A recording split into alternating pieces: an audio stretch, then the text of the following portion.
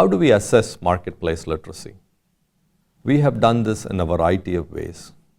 We started off, of course, qualitatively by talking to people at the end of the program and then talking to them about 3 months later. One of the things that struck us right away was how people benefit as consumers.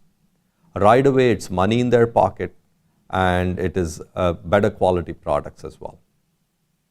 So just to give you an example, when we conducted marketplace literacy education in a village, 3 months later, the women came back and told us how the shopkeepers had changed as well. They would look at them and say, "You are the woman who got the training. Here's a good deal. Go away." So some of the things that changed were very surprising. It may be that the woman went to her husband and took over purchasing responsibility, saying she's more educated now. It may be that women went to the shopkeepers and said that they would switch if they did not get the right kind of product at the right kind of price and so on. We have found that people gain in terms of anything from a few hundred rupees to even 1,000 rupees per month in terms of their savings as a result of customer literacy or consumer literacy. It's also interesting to note that some of the things they learned as entrepreneurs, they may still use as customers. So for example, the idea of a value chain is used to buy rice wholesale. So that's another example of what we learned early on. We also realized how much people share their learning. So if we train 20 women, they each tell 20 other women some of the things that they learned and so on. So once again, some of the things we found related to skills, self-confidence, and awareness of rights. Starting an enterprise is a different story. From the beginning, we have found about 4 to 5 people in a group of 20, anything from 20 to 25%, who start an enterprise or expand an existing enterprise. There are many reasons why it is difficult to start an enterprise. Not having enough capital may be one. The husband not allowing them to may be another. Having children to take care of may be another. So we understand and we also realize that starting an enterprise is not for everybody either. So that's the kind of result that we got early on in terms of our qualitative approach. We've also tried to keep track weekly sometimes in terms of qualitative feedback. For example, we found a week after a particular training that a woman would look more carefully for expired medicine and so on. So this is how we gather qualitative input. In the last few years, after we've gone to a multimedia approach, I often go on Skype and talk to the women who've been trained to ask them a number of different questions. Some of the questions I ask are in terms of what they have learned that's new. I also ask them very specific questions on what they're going to do with what they learned. How is it going to change their behavior the next time they go to the store, and so on.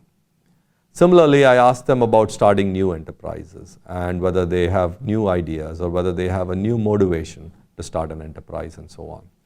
This kind of pointed questioning is certainly very helpful to me in learning about what people are learning from our program. In terms of quantitative approaches, we've used a number of different self-reports, pre and post-training. This has been going on for many years, right from our face-to-face programs to some of our multimedia approaches as well. We ask a number of different questions that relate to self-confidence, skills, and awareness of rights for a number of different areas of being a customer and a number of different areas of being an entrepreneur. In fact, one of the things we do in the city of Chennai is we work with a number of different self-help groups that either were formed by us or activated or reactivated by us. So not only do we track the self-help groups, we also track them pre and post training, and this is the first 7 modules that cover generic marketplace literacy and consumer literacy. Then we offer them the second part of the program, which is modules 8 to 14 on entrepreneurial literacy, once again doing a pre and a post. We conduct a post survey about 3 to 6 months after people have completed both the 1 to 7 modules and the 8 to 14 modules as well. This is another source of information for us. One of the sets of quantitative scales we have relate to how much improvement people perceive in themselves. Generally, we find very encouraging results, but we should also be cautious. Sometimes people don't know what they don't know and give us quite high ratings before their first training. And later on they find and realize the things that they didn't know and may even have lower ratings after training. So we realize that each of these methods come with their own flaws. We've also been tracking behavioral changes, such as people starting new enterprises and so on. So this is another source of information we have in terms of how much people save, and then how they've changed their behaviors, and how they've started enterprises and so on. So these are the different ways in which we assess our program. What can I say about the impact? I can say that on the consumer literacy side, we have almost universal positive impact. People change in terms of their ability to ask questions and switch and take charge of the buying situation.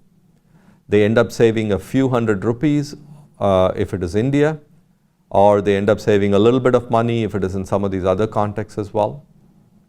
They also end up getting better quality products. We have examples of women who have started different types of businesses, whether it's the milk business or starting a grocery store and so on.